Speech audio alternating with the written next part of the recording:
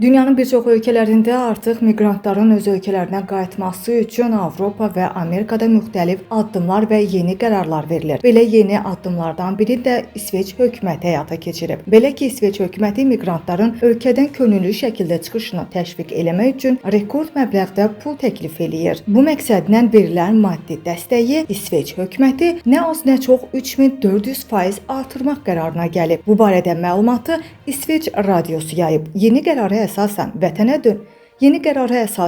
vətənə dönən hər bir yetkin miqranta 350 min İsveç kronu, yəni təxminən 37 min Amerika dolları, ailəli şəxslərə isə 500 min kron, yəni təxminən 52 min Amerika dolları məbləğində qrant veriləcək. Proqramın məqsədi İsveçdə miqrasiya yükünü azaltmaq və ölkədəki sosial gərginliyi yumşaltmaqdır.